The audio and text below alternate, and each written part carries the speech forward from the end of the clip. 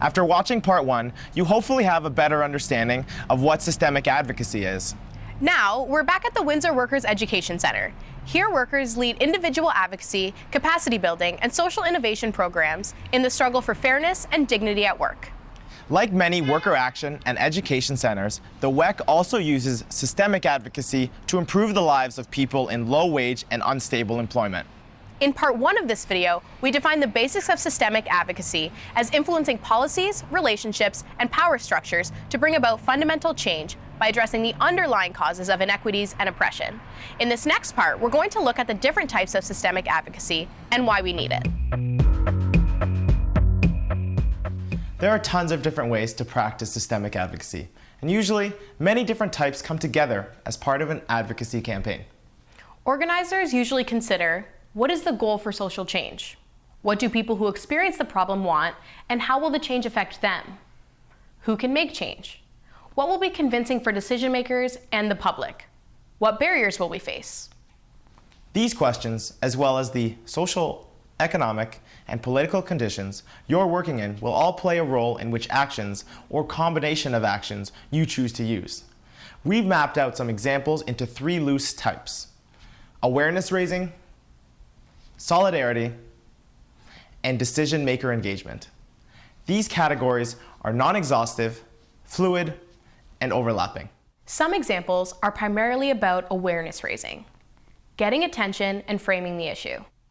This can be done relatively passively by putting up posters, lawn signs, or billboards, or actively by hosting an education session, information booth, or handing out leaflets to share your message. It can also be done online through social media and blogs.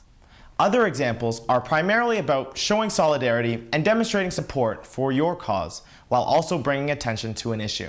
Rallies, protests, marches, vigils, and sit-ins are some of the most well-known systemic advocacy actions that would fall into this category. Some of the most widely known examples of this include Idle No More, the Occupy protests, and labor-related strikes. There are also advocacy actions that speak directly to policy decision makers. We refer to this as decision maker engagement.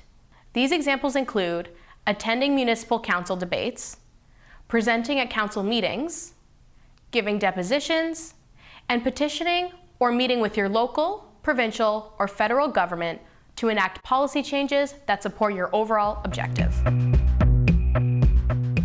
Now that we have a working definition of systemic advocacy and a few examples, let's talk about why it's so important. In order to answer the question, why do we need systemic advocacy, we really need to answer the question, why do we need systemic change? Why do we need a fundamental change in power structures, values, and norms? One reason is just to solve the real problem. If we continue to focus on individual symptoms, we never get to the real source. Another reason is longevity. Systemic change can last longer and have a deeper impact than advocacy on a case-by-case basis. Other reasons are scope and responsiveness. Systemic advocacy can often be used to address a wide range of problems. Systemic advocacy efforts can also be creative and used to address the express needs of a community. There are also challenges and many critical perspectives surrounding systemic advocacy. Most people believe that you have to include those affected by the problem in creating its solution, but that doesn't always happen. Sometimes systemic advocacy can quickly become the domain of lawyers, professional organizers, social workers, and other power brokers. Also, we don't always do a great job of resolving conflict and working together. Governments and others in power can often play a major role in undermining, weakening, placating, and dividing folks engaging in systemic advocacy work. Systemic advocacy can be messy and involves a lot of hard decisions. How do we gain public support? How do we get our message heard? How do we balance competing rights and interests? These and other questions will be dealt with further in the resources. So, to sum up, systems change means shifting our focus to address the causes of oppression and inequality so that we can begin to create a system that doesn't perpetuate injustice. Let's head back to the Labor Day parade for the end of the video.